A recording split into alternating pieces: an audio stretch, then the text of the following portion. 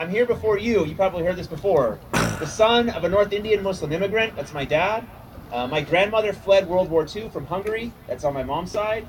My wife is here. She's half Mexican and half Chinese. My sister-in-law is Japanese. I think I represent where we are in the 21st century, genetically or otherwise. But I was born and raised in Los Angeles, and that's what this is about.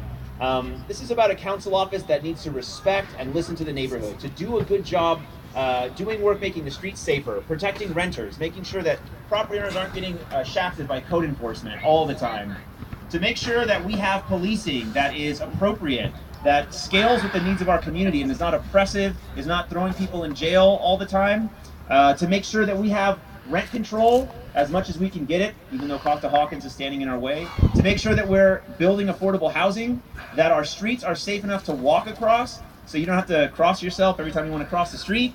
I'm a big fan of bike lanes. I don't know if anybody here is.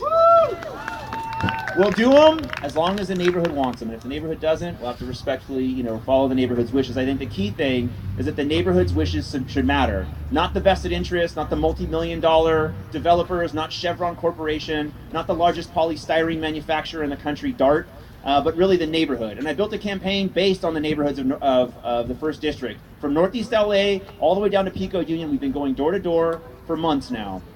And the neighborhoods where we won, the neighborhoods where I got the most votes, weren't the neighborhoods where I mailed the most or emailed the most or Facebooked the most or had the most meet and greets. It was the neighborhoods where people from the community spoke to their neighbors. And that is the one thing that this campaign has had that Gil Cedillo's money cannot buy. And that is neighborhood to neighborhood connection and energy. And it has insulated me from needing to go to all the vested interests in town and beg for money, because we don't need their money and it doesn't buy what they're used to buying with it anymore. What works in the new era, the 21st century of politics, is neighbors hanging out with neighbors and speaking about their needs and finding representatives who will legitimately represent them in the halls of power instead of just playing politics with our lives. So I want to thank you so much for coming out today, you guys. This is a seminal point in our city's history. If we're going to track back towards the middle of the 20th century with a pro-car, pro-big business council member, or we're going to have someone in office who really cares about the day-to-day needs, the lives of the 282,000 souls and the 4 million souls that call Los Angeles home. With your support, we'll do it.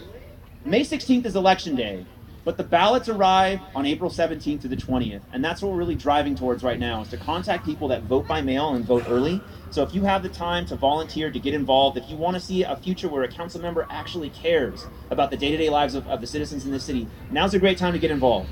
I know it's hard watching the news roll in from Washington, D.C. every day. It's been incredibly disheartening. It's been easy for me to lose my energy and drive to go door to door, but then I actually go door to door. And I've been doing it for a few days solid now, and I swear, as long as you drink enough water, it is amazing. It's so much fun. People in this neighborhood are ready for change. They're screaming out for it. They're banging on the doors of the halls of power. We've had protest after protest since January 20th. We want some legitimate change. We want some legitimate representation. And I'm here to get myself into shape, to be that representative for this community. Thank you for the chance to get to this point.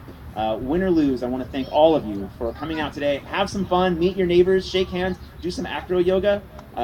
Looks like we had some demonstration going on earlier. And have some fun on the playground. Thanks for coming out. And next up is Lobalam is on their way. These guys are on. Where are they? Woo! They're gonna get set up. And thanks for coming out, you guys. All right. Thanks, Joe. All right. Hey, Lobalam, how many mics?